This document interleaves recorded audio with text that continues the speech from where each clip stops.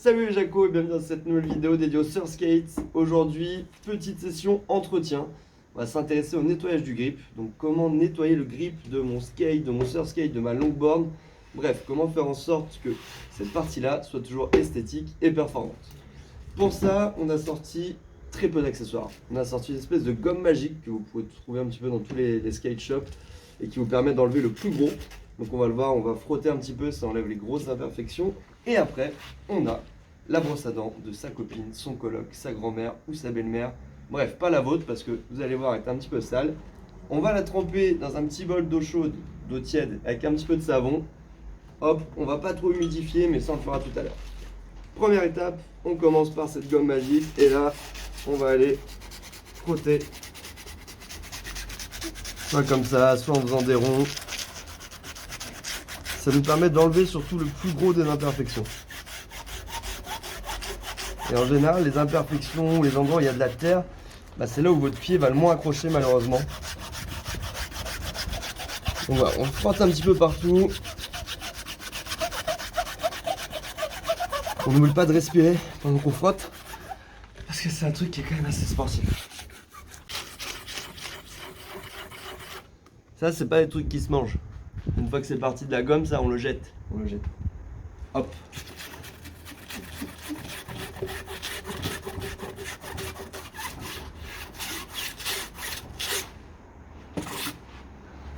Une fois que vous avez passé la grosse gomme un petit peu partout, vous avez enlevé le plus gros des imperfections, on va pouvoir passer au brossage de grip. Donc moi je prends une petite brosse à dents, après si vous avez une brosse plus grosse, ça ira forcément plus vite. On humidifie dans de l'eau tiède avec un peu de savon, on tamponne ici pour pas trop mouiller et on va pouvoir brosser. Donc là on fait des petits ronds. L'idée c'est vraiment de pas trop mouiller le grip. Donc faut pas non plus mettre trop d'eau. Donc vous pouvez faire ça un petit peu, hop, on tamponne pour éviter. Et on voit on est en train de retrouver la couleur d'origine de la planche. C'est pas mal, ou en tout cas de son grip. Donc là, hop, on peut être généreux. Et on fait comme pour le brossage des dents, on essaye de faire des petits cercles comme ça. Chacun sa technique, hein. Voilà, on voit qu'on commence à avoir des différences sur les teintes, donc ça se passe plutôt bien. Après, c'est vraiment une question de patience. L'idée, c'est de faire toute la planche, tout simplement, pour qu'elle retrouve sa couleur. Mais on l'a dit tout à l'heure, il faut avoir un grip propre. Pourquoi? Parce que c'est ce qui vous permet d'avoir un grip efficace et du coup de ne pas glisser, d'avoir des bons appuis.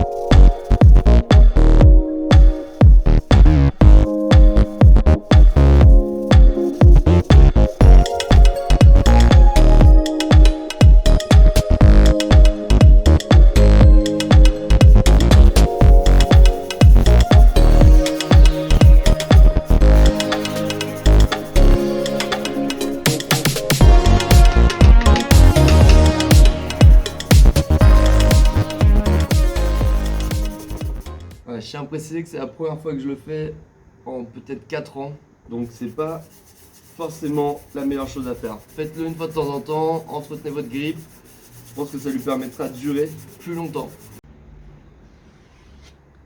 Ça y est les Jaco, le deck est tout propre, on a frotté pendant à peu près 30 minutes parce qu'elle était quand même vraiment sale. Mais on voit qu'on a retrouvé du coup la couleur d'origine de la board, ça c'est plutôt cool. Le grip va mieux accrocher parce qu'il y a moins de petites imperfections là sur les petits picots. Donc ça sera mieux pour les sessions. Et d'ailleurs, je pense que c'est ce qu'on va aller faire tout de suite. Partir sur la petite session surskate de Marseille. Donc moi je vous dis à bientôt les Jacos. Si vous avez des questions sur le surskate, matériel, pas matériel, pratique, bref. N'hésitez pas à envoyer un message sur Instagram. Suivre la chaîne sur YouTube, c'est hyper important. Nous rejoindre sur Facebook, les Jaco Surskate. Et puis moi je vous dis à bientôt pour une prochaine session. Prenez soin de vous. Ciao!